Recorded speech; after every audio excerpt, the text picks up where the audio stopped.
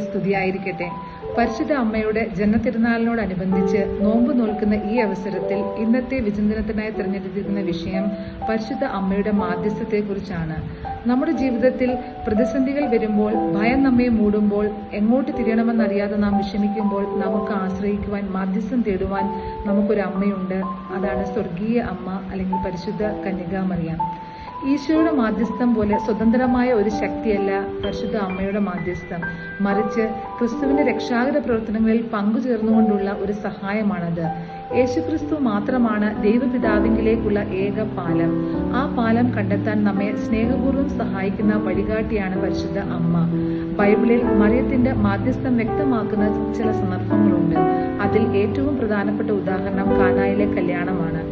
വീഞ്ഞു തീർന്നപ്പോൾ മറിയം ആ ആവശ്യം മനസ്സിലാക്കി ഈശോയോട് പറഞ്ഞു, അവർക്ക് വീഞ്ഞില്ല.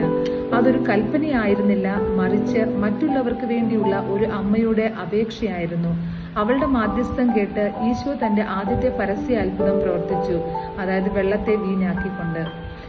മനുഷ്യരുടെ ആവശ്യങ്ങളോടുള്ള അവളുടെ അനുകമ്പയും അവളുടെ പുത്രനായ ഈശോയുടെ അടുക്കലുള്ള അവളുടെ ശക്തമായ സ്വാധീനവുമാണ് ഇത് കാണിക്കുന്നത്. മറ്റൊരു പ്രധാന നിമിഷം കുരിശിന്റെ ചുവട്ടിലാണ്. ഈശോ തന്റെ അമ്മയെ യോഹന്നാൻ ശ്ലീഹായെ ഫരമേൽപ്പിച്ച് ഇപ്രകാരം പറഞ്ഞു, ഇതാ നിന്റെ അമ്മ. ഇത് യോഹന്നാന് മാത്രമുള്ള ഫരമേൽപ്പിക്കലല്ല, നമ്മൾക്ക് ഓരോരുത്തർക്കും വേണ്ടിയുള്ള ഫരമേൽപ്പിക്കലാണ്. ഒരു അമ്മ എന്ന നിലയിൽ കാനായിലെ ആളുകളുടെ ഭൗതിക ആവശ്യങ്ങൾ പരിപാലിച്ചതുപോലെ അവൾ ഭൂമിയിലുള്ള തന്റെ മക്കളുടെ ആത്മീയ ആവശ്യങ്ങളും പരിപാലിക്കുന്നു.